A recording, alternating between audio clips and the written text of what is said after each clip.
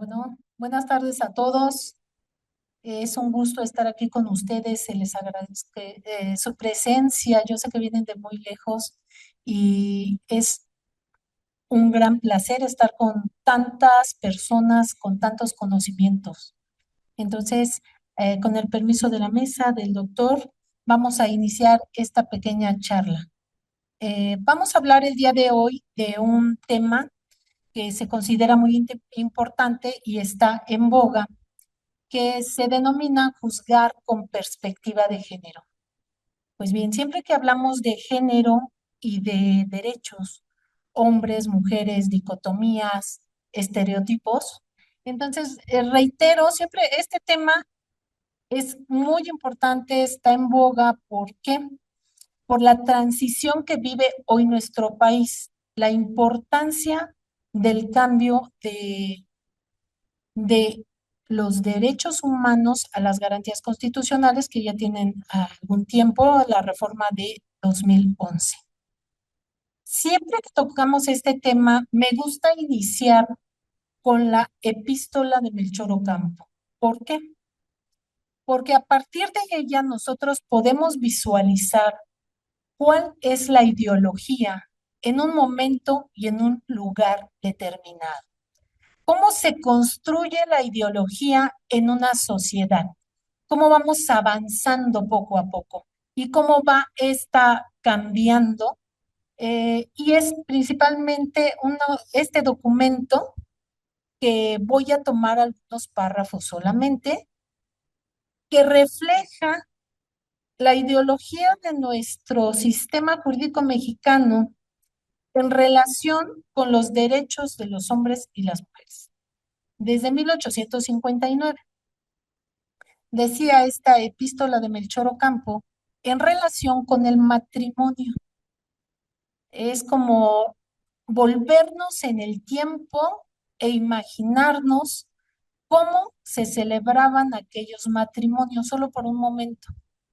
Decíamos que el medio moral, el único para fundar la familia, era el matrimonio.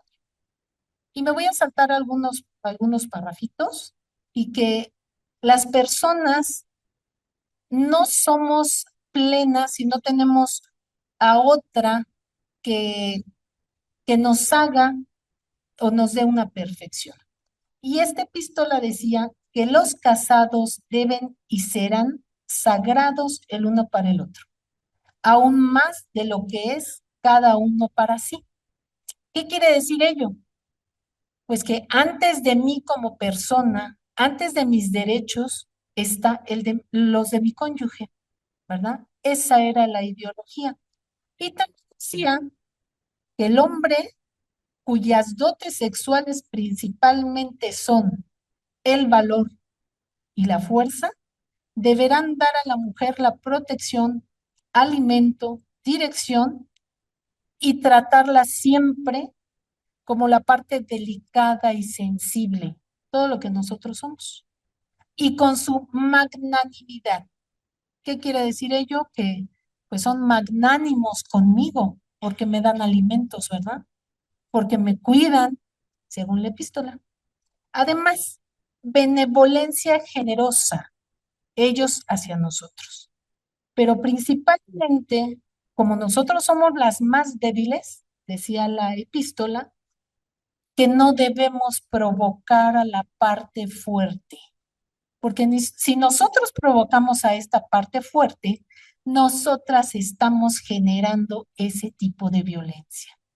Entonces, en ese tiempo, no debíamos provocar a la parte fuerte, porque nosotras somos sumisas y obedientes, abnegadas y bellas, compasivas y tiernas. Por eso, esto refleja cómo era la ideología de nuestra sociedad. Pero fíjense ustedes el año 1859. Sin embargo, estos dotes que nos fueron dados desaparecieron, dicen nuestra historia, que en 1870 esta epístola dejó de funcionar. ¿Por qué? Porque se excluyó del Código Civil. ¿verdad? Sin embargo, tenemos un tratado en 1908 que es de derecho francés, de Planiol, que recoge otra vez, seguimos en esa línea de la dicotomía de los derechos de las mujeres, los derechos de los hombres y todas las características que éstas deben seguir. Y él nos decía que los deberes del esposo son fidelidad, socorro, asistencia. Fidelidad, lo repito, socorro y asistencia. Deberes propios de la mujer, obediencia al marido, al que le corresponde la potestad de la esposa, plena obediencia. Bien. Y entonces dijimos, no, ya evolucionamos, nos vamos al año 2007, pero en el 2007 ya no se usó la epístola de Melchor Ocampo, pero tenemos un suceso muy interesante. Tenemos un precedente sostenido por la primera sala de la Suprema Corte de Justicia de la Nación, que es sumamente grave. Me voy a parar tantito. Pues resulta que nos dijeron que ya, la epístola de Melchor Ocampo se acabó y ya evolucionamos. Sin embargo, pasando de 1994 al 2005, surge esta tesis de la Suprema Corte de Justicia de la Nación y no van a creer lo que dice.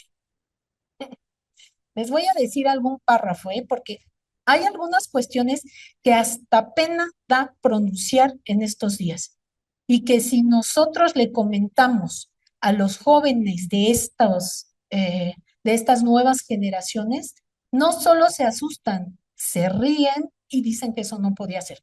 Pero estamos hablando del año 2005, no hace mucho tiempo. Yo me casé antes y no supe de esta tesis porque si no, no me caso. Dice y se titula Ejercicio indebido de un derecho y no delito de violación. O sea, ejercicio indebido de un derecho. Y vamos a ver qué dice. La cópula normal, violenta, o sea, cópula normal y violenta. Aunque es violenta, es normal, ¿verdad? Impuesta por el cónyuge cuando subsiste la obligación de cohabitar no es integradora del delito de violación, sino de un ejercicio indebido de un derecho. ¿Qué nos está diciendo? Pues que el cónyuge tenía el derecho de imponer esa cópula. Es un derecho y la Suprema Corte de Justicia de la Nación lo avala, ¿sí? Y es contradicción de tesis. Y no tiene mucho tiempo, 2005.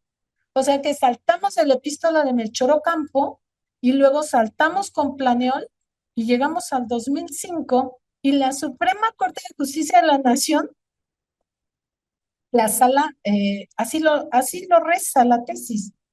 La cópula normal, violenta por el cónyuge cuando subsiste la obligación de cohabitar, no es integradora de delito de violación, sino de ejercicio indebido de un derecho, previsto en los artículos y ya nos reza, ¿no?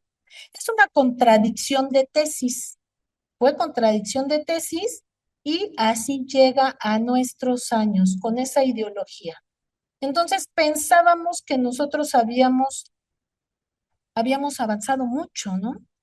Pero resulta que en 2005, del 94 a 2005, se avalaba todas estas cuestiones impuestas de los varones hacia las mujeres. Entonces, no es que nosotros queramos vengarnos de todas las injusticias de años y años y años, porque a veces algunos varones es lo que refieren, o en algunas sentencias se dice, es que le quieren culpar a él y le quieren cobrar todo, todo el mal que se ha hecho durante la vida de los varones hacia las mujeres. Y hay algo más grave. Encontré aquí estudiando, que hasta me da pena decirlo, pero lo voy a decir. Se supone que en Roma, en Grecia, solo hay un sexo. ¿Y saben cuál es? El masculino. Porque ¿saben qué somos nosotras como mujeres? Somos algo que no se logró formar, de verdad.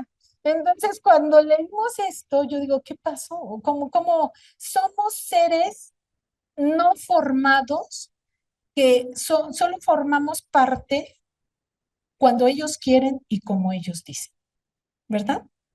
Entonces, somos malformaciones de la naturaleza, porque no estamos completas, porque el único completo es el varón. Eso es lo que dicen la historia. Pues bien, tomando en consideración lo anterior, es como un antecedente y para justificar cómo llegamos a estos días. Porque soy de género, de estereotipos, de justicia. ¿Qué es lo que nosotros, qué queremos? Bueno, pues llevábamos toda esta inercia durante la historia y la historia de nuestro país. Derivado de ello, vienen de esta conducta que nuestro país y nosotros no nos dimos cuenta, no nos percatamos, porque nadie dijo, oye, las mujeres están siendo maltratadas, oye, no es una violación, es una violación, oye, nadie puede imponer la cópula, oye, sí estamos unidos en matrimonio, pero el matrimonio no da derecho, como lo señalaba la corte, ¿verdad? Y entonces vivíamos en esa inercia. ¿Qué pasó? Nosotros mismos no despertamos. ¿Por qué se hizo la reforma del 2011? No porque nuestra sociedad hubiésemos reaccionado. Esto fue, la mayoría lo sabemos, por la condena que hizo la Corte Interamericana a nuestro país, en los casos de Caso Algodonero, Radillas y todo lo que ya sabemos. Bueno, esto es como un antecedente. ¿Cómo vamos a llegar a juzgar y qué tiene que ver con juzgar con perspectiva de género? ¿Por qué? Porque los juzgadores deben conocer perfectamente toda la evolución de las figuras jurídicas. Ajá, cómo ha evolucionado y en qué momento estamos hoy día. Pero bueno, vamos a volver a esta historia. Se condena a nuestro país a cambiar nuestro sistema jurídico, a proteger a las mujeres, a no dejar que seamos maltratadas y a resarcir estos daños que generación con generación se vierten y se dan y se repiten y se vuelven a repetir en contra de las mujeres. Y dicen los varones, bueno, es que también nosotros causamos, tenemos daños, y si es verdad. ¿Por qué todas las figuras jurídicas y todas las leyes nuevas solo protegen a las mujeres? Si tenemos nosotros la ley de víctimas, protege a las mujeres. La ley para erradicar las violencias protege a las mujeres. No hay una sola ley protectora de los varones, ¿verdad? Los varones se van a cuestiones genéricas. Si me causaron lesiones, me voy a cuestiones genéricas y aquí está la jueza penal. No, no se protege a un varón, ¿verdad, su señoría? No es lo mismo. Bien, pues esta idea es así porque en porcentajes y en estadísticas seguimos gravemente en lo mismo. Pasan los años, pasan los siglos y delitos gravosos, delitos sexuales, el gran porcentaje sigue siendo casi de un 80-90% de mujeres. Las que sufren estos daños son mujeres. Entonces, podremos decir que hemos evolucionado, pero no se nota tanto en las estadísticas. Por eso repetimos y repetimos y repetimos y retomamos y volvemos a repetir. Porque no se refleja en nuestra sociedad, no se refleja, desafortunadamente. Y lo saben los MPs y lo saben los defensores de oficio y todas las personas que nos acompañan por ser abogados. Ok. Pues entonces llegamos a la gran reforma del año 2011. Y cambia nuestro artículo primero constitucional y el cuarto constitucional. Sobre todo el cuarto constitucional que nos refiere que la mujer y el hombre, yo me acuerdo que decía el varón, pero dice la mujer y el hombre son iguales ante la ley. Esta protegerá la organización y el desarrollo de la familia. Y el Estado organizará el goce y el ejercicio del derecho a la igualdad sustantiva entre mujeres. Entonces, esta nueva normatividad nos dice, nos reitera igualdad entre hombres y mujeres. Y la Convención Interamericana de Derechos Humanos, en su artículo 17, viene a trastocar lo que los derechos y obligaciones en cuanto a la familia, porque recordarán los que hace mucho tiempo fuimos jueces, cuando teníamos una demanda de alimentos, lo primero que nosotros hacíamos con el acta de nacimiento y con el acta de matrimonio era realizar el descuento directo, porque era cónyuge. Ajá. Sí recuerdan que todavía hoy día muchos juzgados de inicio fijan los alimentos a la cónyuge, pero ya la convención nos dice que no, que dentro de la familia los dos, el varón y la mujer o los cónyuges, tienen las mismas obligaciones, las mismas, de proveer a los alimentos, de cuidar a los hijos. Entonces, vamos a una igualdad total, según el artículo cuarto, las leyes, las convenciones.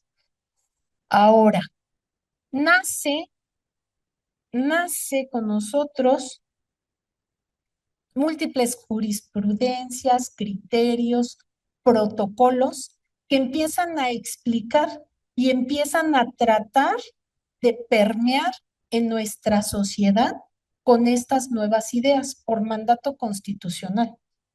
Les repito, no es porque nosotros hayamos reflexionado así como que profundamente. Y hablan de acceso a la justicia en condiciones de igualdad y elementos para juzgar con perspectiva de género. Esos son los títulos de las tesis y de toda la ideología nueva con la que estamos trabajando en nuestro país. Y también nos refieren las leyes que no solo es responsabilidad de los jueces, de todas las personas, de todos los que sean servidores públicos, todas estas responsabilidades de equidad, de juzgar, de dictar, de realizar cualquier acto administrativo, es con esa igualdad. ¿Qué quiero decir? Por ejemplo, las pruebas periciales en materia de psicología. Los psicólogos también son servidores públicos, ¿verdad? ¿Qué pasa con las pruebas de psicología? Todos están dañados, pero principalmente el varón. Son los resultados, no estamos aquí en favor ni en perjuicio de nadie, ¿eh? Pero son los resultados de las periciales en psicología. Todos dañados y el peor es el varón.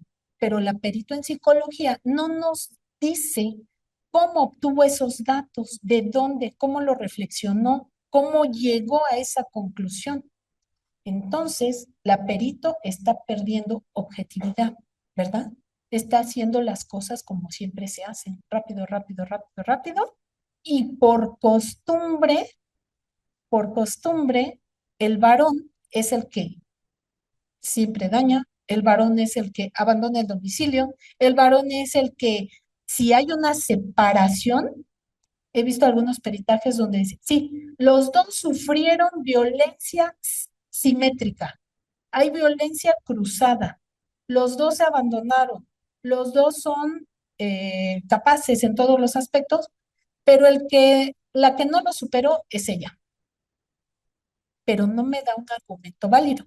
Bien, entonces todos estos razonamientos no solo son para jueces, son para todo aquel que tiene contacto con un expediente o que va a ayudar a resolver algún asunto, porque lo que se busca hoy día es preservar la justicia y la dignidad de las personas con los derechos humanos, principalmente la dignidad de las personas. Bueno, aquí hay un reconocimiento de los derechos humanos. Y nos dice estos textos que la igualdad, la no discriminación por razones de género deriva que todo órgano jurisdiccional debe impartir justicia con base en una perspectiva de género, para lo cual debe implementarse un método en toda controversia judicial. Y cuando esto es muy importante porque dice que aún cuando las partes no lo soliciten. Platicábamos con algunos funcionarios y ellos estaban en la idea de que si no les solicitan que se actúe con perspectiva o se juzgue con perspectiva de género, ellos no lo van a hacer. Y si no se identifica alguna categoría sospechosa, tampoco lo van a hacer. Aunado a que se debe fijar perfectamente si existen o no estereotipos, y es una regla que nos da la Suprema Corte de Justicia de la Nación en esta tesis y que hoy día deben seguir los juzgadores. Y son algunos puntos que no los vemos muy detallados en los juzgados ni en las sentencias. ¿Por qué? Porque hoy día los juzgadores, con todas las cargas de trabajo que tienen, no están identificando en muchas ocasiones, algunos sí lo hacen perfectamente, pero en su mayoría las cargas de trabajo no ayudan, ¿sí? Ahora, esta jurisprudencia obliga a juzgar con perspectiva de género. Ya no es como era antes, que los juzgadores debían reunir ciertos requisitos y seguir ciertos principios, que aunado a ellos deben sumar estos, ¿sí? ¿Cuáles eran los principios básicos que teníamos y los que siempre debemos seguir?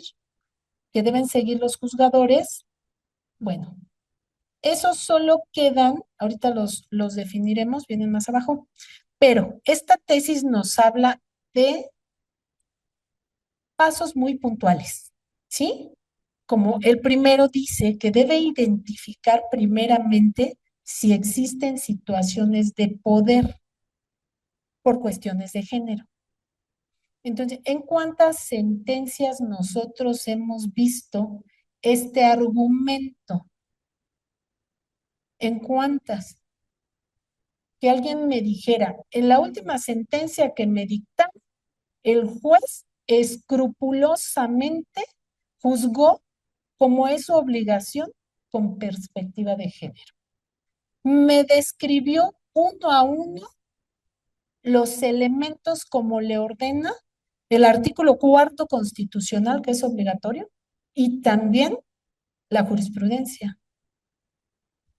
¿Dónde me dijeron?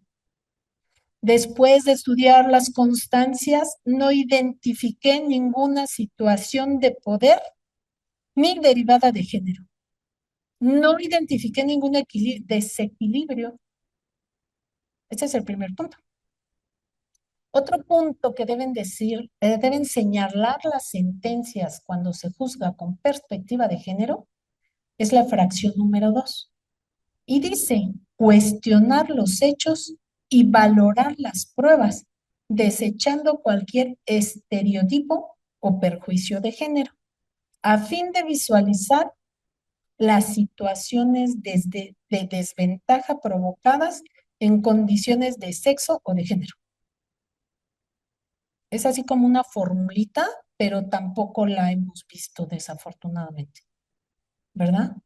No hemos visto, o algunos, pero que se haga así tan meticulosamente como lo refiere la tesis. Y lo entendemos porque son muchos expedientes para estar juzgando uno a uno con estos, ahora se les llama unos lentes morados, que significa que el juzgador debe observar no solo los hechos que vienen en el expediente, no solo las pruebas que le trajeron las partes, No solo todo el bagaje con el que contamos en un expediente material, sino que debe ir más allá.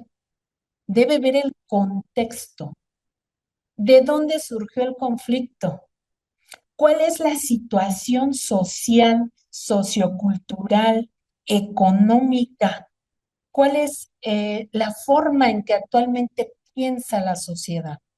¿En qué momento estoy parado como juzgador? ¿Por qué? Porque si yo no observo que ya no debo, como antes, fijar una pensión alimenticia con una sola acta de matrimonio, porque eso ya quedó en antaño. Entonces vuelvo a fijar alimentos y vuelvo a fijar alimentos y vuelvo a condenar y repetimos. Y entonces todos los litigantes estamos combatiendo y combatiendo. Acuérdate que está el artículo 17 de la Convención Interamericana de Derechos Humanos que dice que los dos deben proveer a los alimentos. Y eso no es de hoy, ni de hace 10, ni de hace 20, de hace más de casi 30 años, ¿no? ¿Qué pasaba? Que los jueces llevábamos un control de constitucionalidad y no podíamos aplicar leyes federales. Pero hoy día los jueces tienen la obligación de conocer no solo el entorno, no solo el pensamiento de la sociedad, no solo la costumbre, no solo el momento, en el contexto en sí, deben conocer tratados internacionales, deben conocer la ley, que eso es básico, y deben juzgar con todos estos elementos para que ellos puedan decir que están juzgando con perspectiva de género. Y dice la jurisprudencia, dice la Constitución, que es obligatorio. ¿Sí? Bueno, otro punto es, dicen que para ello debe aplicar los estándares de derechos humanos de todas las personas involucradas, especialmente los niños, niñas y adolescentes. Esta es como una receta, es un método. El juzgar con perspectiva de género, eso podría ser un método para llegar a una justicia verdadera, a una justicia real, a una justicia que no solo está en los expedientes y en las pruebas, sino a una justicia que resuelve el problema social. Resuelve el problema social y nos evita de mayores conflictos. Y sobre todo, va, esta función es una función de los juzgadores que no se nota a veces por nosotros los litigantes o por las personas que reciben justicia. Pero esta función del juzgador es ir erradicando, es ir guiando a la sociedad, es ir enseñando, es ir quitando estereotipos y es conducir a la misma sociedad a una forma de vida y una forma de convivencia diferente. Y esa función es muy importante, por eso los jueces son tan importantes en nuestra sociedad, porque ellos dictan sentencias y nos privan fundada y motivadamente y con justicia, nos privan de nuestros bienes, nos privan de convivencias de nuestros hijos, nos privan de nuestra casa, nos privan de nuestra libertad. Entonces, no es una función fácil, es una función sumamente complicada. Por eso hay por ahí una poesía al juez que decía que no eres hombre, no eres Dios, ¿sí? Eres juez. Eso es algo muy bonito que la sociedad debe retomar. ¿Por qué? Porque cuando se implementó la moralidad, todos los jueces, todos los tribunales dijeron, vamos a cambiar la idea que se tiene de los juzgadores y entonces con la oralidad ya toda la sociedad va a poder observar la actuación del juez. ¿sí? Esa era una de las finalidades, cambiar la imagen de los jueces. Desafortunadamente, las cargas de trabajo no lo permitieron. Y no es justificación, pero las cargas de trabajo realmente son inhumanas. Y están aquí jueces, ex jueces, que diariamente pues hacen ese arduo trabajo. Sin embargo, también ello tiene responsabilidad para los profesionistas. Siempre también me gusta citar la reflexión del doctor Rodolfo Vigo. Él fue un funcionario, todavía da pláticas, clases del doctor Rodolfo Vigo, y él refiere para qué o cómo surgieron las profesiones, para qué surge una profesión, porque no solo es la responsabilidad del juzgador, ¿verdad? Todos somos profesionistas. Pues bien, las profesiones surgen de la sociedad por la necesidad de resolver problemas. Estos problemas, en antaño él nos cuenta que había alguien que hacía casas y se le caía. Entonces decía, no, él no puede ser aquí. Había alguien que se esmeraba por sanar a otra persona y se le dio el nombramiento de médico. Y así había alguien que resolvía de mejor manera los problemas y se le designó como abogado o jurista. Se avaló por la sociedad y después ya vinieron las reglas. Y él concluye diciendo que si el médico no me da salud, ¿para qué lo quiero, no? Si el arquitecto solo me quita mi dinero y se cae mi casa, ¿para qué lo quiero? Y si los juristas, que son abogados, no me resuelven mi problema, ¿para qué los quiero? Y si los jueces no me dan justicia, entonces ¿para qué los quiero? Y son palabras de Rodolfo Vigo. Bien, pues aquí vemos esta responsabilidad dual entre jueces y profesionistas. Y esta responsabilidad de juzgar con perspectiva de género hoy día es un gran reto porque, como ya dijimos, son puntos específicos y que se deben observar en todas las sentencias. Ya no solo es aquella imparcialidad, ¿sí? Ya no solo es aquella autonomía, ya no es solo aquel conocimiento 100% de las leyes, porque además un juzgador debe conocer toda la legislación respecto del tema que va a juzgar. Ya no, eso quedó como un cimiento. Hoy día, la responsabilidad de juzgar con perspectiva de género es muy, muy grande. Es un reto para los nuevos juzgadores porque es sociología, es historia, son momentos actuales que vive la sociedad, es la evolución de las figuras jurídicas, es el choque de la ideología que tenía nuestra sociedad en antaño y que nosotros estamos viviendo. Y basten algunos ejemplos. Artículo del Código Civil que decía en 4.228 que los menores de 12 años quedarán bajo el cuidado de la mamá, por regla general.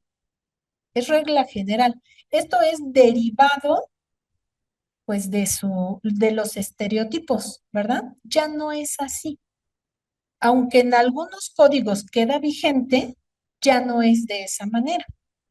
Ya, aunque sea pequeñito, aunque sea un bebé recién nacido, se puede decretar bajo el cuidado de su papá, ¿sí? Entonces un bebecito se va con el papá, rompe la idea que nosotros teníamos del cuidado, de la paternidad, de la maternidad y de todos los estereotipos.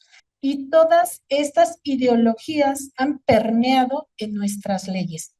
Entonces, un juzgador que no conoce la historia de cada figura jurídica y que no sabe el grado de evolución que tiene hoy día, pues está un poco perdido, porque no me va a juzgar con las leyes de hace, y no es muy lejano, ¿eh?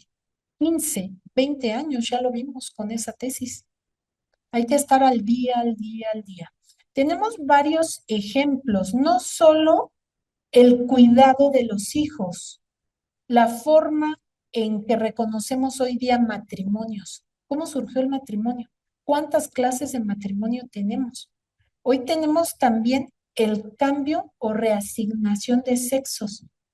Tenemos la convivencia entre personas del mismo sexo y algo muy importante o muy interesante que nunca pensamos que pudiera existir o coexistir es, por ejemplo, sabemos todos que cuando hay un concubinato o un matrimonio, cuando hay un matrimonio no puede haber un concubinato, ¿verdad?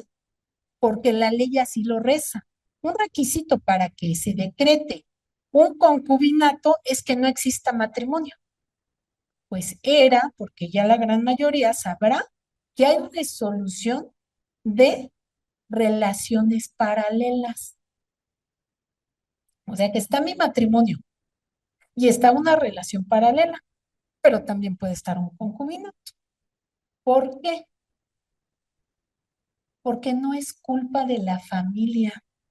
No es culpa de la primera esposa, no es culpa de la segunda y no es culpa de hasta la tercera, que una persona haya decidido hacer vida en común con ella 10 años y con ella 5 y a lo mejor aquí lo que observamos es la protección de la familia.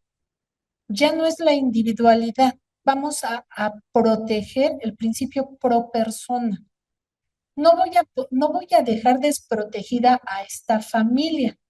Y dice un razonamiento, dice que tan familia es la de ella, que es esposa, y es una categoría sospechosa, ¿verdad? El ser esposa, tan su familia es de ella como la familia mía. Y mis niños valen tanto como los de ella. Y también tengo derecho a ciertos bienes.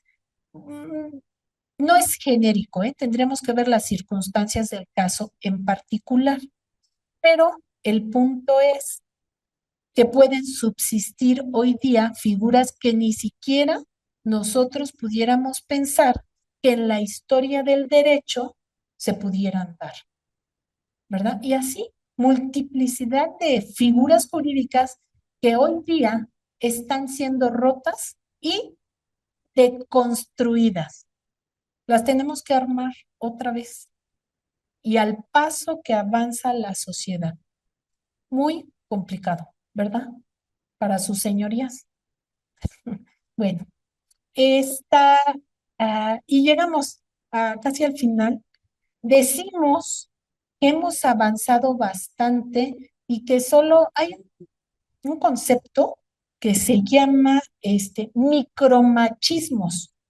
Estos pequeños micromachismos decimos, bueno, es que ya avanzamos, ya evolucionamos, la igualdad de la mujer ante el varón, la Convención Interamericana de los Derechos Humanos, las leyes nacionales e internacionales y también todos los principios que me protegen. Pero, ¿qué creen?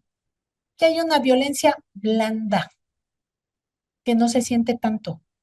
Me violenta, pero ya es poquito. ¿Sí? Estos se llaman micromachismos. ¿Cuáles son los micromachismos que se siguen repitiendo y repitiendo y repitiendo? Nenita, chiquita, ay, preciosita, ¿sí? O algo muy curioso que platicábamos con algunas amigas es el que apenas me mandan solicitud de amistad, ya me están diciendo reinita, mi vida, mi cielo, chiquita, preciosita. Esos son denominados micromachismos, que de todas formas pesan y siguen doliendo y siguen maleducando a los chiquitos y a los niños y a los más adultos que no quieren reformarse. Bueno, es que y nosotras contribuimos a esas microviolencias o micromachismos. ¿Cómo lo hacemos? Y voy a poner el ejemplo que platicaba con alguna de mis amigas ayer, ya para finalizar. Decíamos, ¿qué es o qué finalidad tiene el decir? Todos lo decimos. Cuando llegues me mandas mensajito, ¿eh? O sea, ¿como para qué? Voy manejando a 5, no sé, estoy a dos días de tu casa. ¿Para qué? Me mandas mensajito, ¿sí? Y sí, es que me preocupo. Bueno, ¿y qué? ¿Me va a venir a rescatar? ¿Va a venir a cambiar mi llanta? ¿O para qué le mando un mensajito? ¿Sí? Y todavía nosotras le mandamos el mensajito, ¿verdad? Y le mandamos la almohadita. Mira, ya llegué, ahí están mis piecitos ¿qué? Con mi pijamita.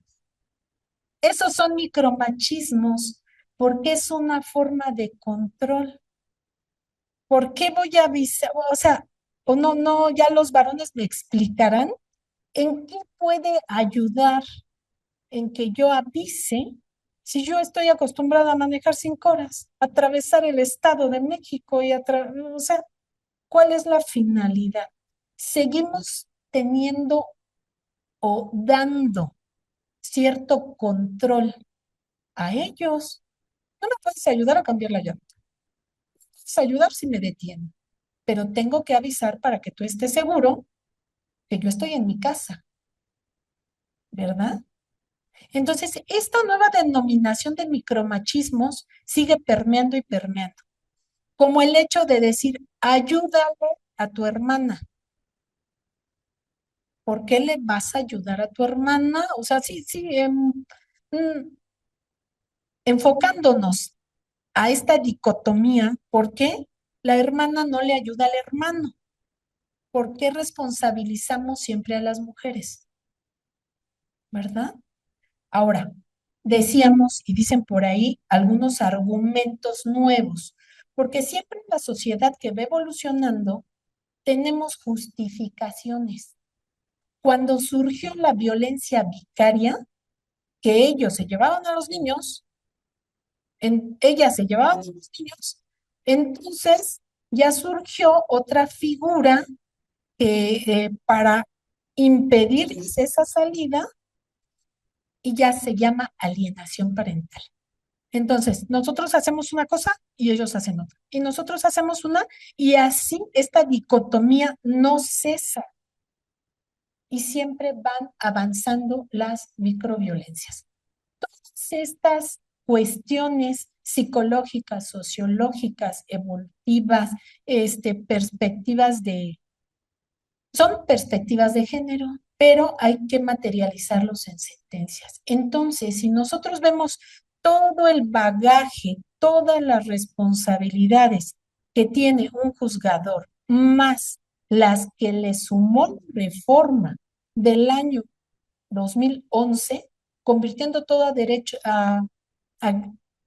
derechos humanos y la finalidad única de la justicia y de la dignidad humana, podemos observar que juzgar con perspectiva de género no es nada fácil. Entonces espero que con ello hayamos tenido así como algo de, ¿qué? De reflexión. Y también ya no digamos chiquita, mi amor, ándale. O con diminutivo a las compañeras, ya me licenciada. Bueno, pues por mi parte es todo. Gracias a la mesa y gracias a todos ustedes por estar aquí con nosotros.